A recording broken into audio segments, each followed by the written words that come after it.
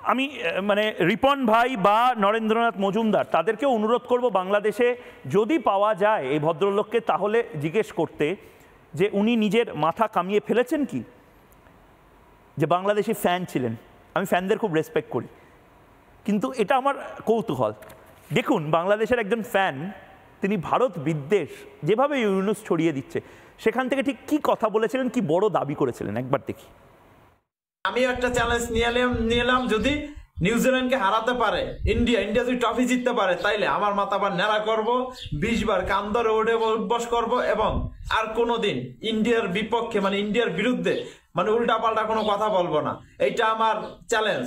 নিউজিল্যান্ডকে হারানো অসম্ভব। নিউজিল্যান্ড হলো সেরা টিম। নিউজিল্যান্ড বর্তমানে চমৎকার লেভেলে একটা টিম, তার নিউজিল্যান্ডকে হারানো অসম্ভব ভারতের পক্ষে। নিউজিল্যান্ড যদি আমার আশা পূর্ণ করে, আমার যদি ভাগ্য পরিবর্তন করে, তাহলে তো কোনো কথা নাই। আমি আশা করি নিউজিল্যান্ড ট্রফি জিতবে, ভারতকে হারিয়ে দেবে এবং আমি চ্যালেঞ্জে জিতে যাবো। Best of luck New Zealand. আশা করি আমাদের হতাশ করবে না, আমাকে হতাশ করবে না, কারণ আমি যেই দল করি সেই দলই ফুটে। এইবার আমি আশা করি নিউজিল্যান্ডের পক্ষ হয়ে আমি ট্রফি জিতবো। আমাকে পিসিআর এই মুহূর্তে বলল যে এই ভদ্রলোক ইতিমধ্যে সোশ্যাল মিডিয়াতে তার যে পরবর্তী যে ভিডিও, সেই ভিডিওটিও প্রকাশ করেছেন এবং সেটাও চালাতে, কারণ সেখানে তিনি একদম পাল্টি খেয়ে গেছেন, একদম বাংলাদেশের ইউনুসের মতন। উল্টে দেখুন, পাল্টে অন্য কিছু বলছে, দেখুন। অভিনন্দন টিম ইন্ডিয়া এশিয়া মহাদেশের সম্মান রক্ষা করার জন্য। এশিয়া মহাদেশের সম্মান রক্ষা করার জন্য তারা যেভাবে সম্মানটা রক্ষা করছে আমাদের এশিয়া মহাদেশের, এইটা হইলো প্রশংসনীয়। চমৎকার লেভেলে খেলা, কি খেলা দেখাইলো ইন্ডিয়া, অসাধারণ খেলা, চমৎকার লেভেলে খেলা, দেখার মতো ছিল। নিউজিল্যান্ডে ব্যাটসম্যানরা রান করতে পারে না। ইন্ডিয়া বিশ্বসেরা দল, বিশ্বসেরা বোলিং লাইন আপ, বিশ্বসেরা ব্যাটিং লাইন আপ, এদের আটকাবে কেনা? আমি দেখতেছি বিশ্ব ক্রিকেটে বর্তমানে এদের আটকানোর মতো দল এশিয়া মহাদেশকে দূরের কথা বিশ্ব ক্রিকেটে নাই। আমি আমি আমি এই ভদ্রলোককে ফেমাস করলাম তার একটাই কারণ, এই ভদ্রলোকের কথাটা আসলে বাংলাদেশের কথা। বাংলাদেশ এখন বুঝতে পারছে যে পরিমাণ চাপ ভারত দিতে শুরু করেছে তাতে পাল্টি খাওয়া ছাড়া অপশন নেই। নরেন্দ্রনাথ বাবু, আপনিও কি পাল্টি খেয়েছেন?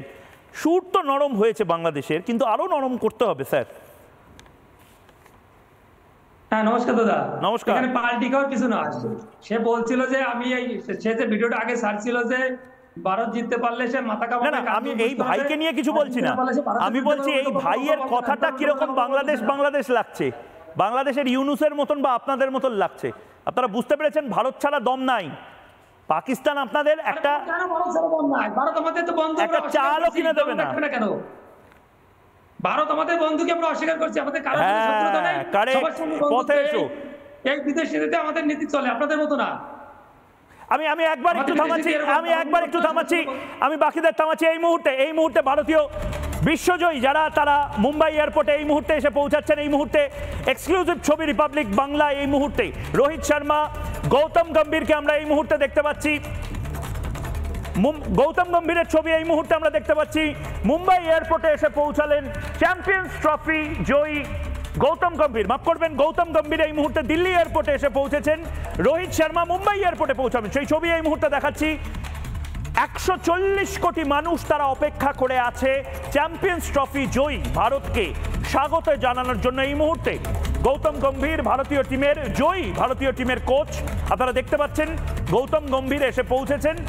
খুব বড় জয়, মাঠে পাকিস্তান এবং বাংলাদেশকে হারানো হয়েছে। এরপরে দেখুন এই মুহূর্তে গৌতম গম্ভীর চলে যাচ্ছেন দিল্লি এয়ারপোর্ট থেকে, আন্তর্জাতিক এয়ারপোর্ট থেকে, দুবাই থেকে দিল্লিতে। এই মুহূর্তে গৌতম গম্ভীর এলেন ভিআইপি লাউঞ্জ থেকে বেরিয়ে সোজা নিজের গাড়িতে এবং তারপর নিজের বাড়ির উদ্দেশ্যে। আমি নানা ধরনের কন্টেন্ট দেখার জন্য লাইক করুন, শেয়ার করুন আমাদের ফেসবুক পেজ, সাবস্ক্রাইব করুন আমাদের ইউটিউব চ্যানেল।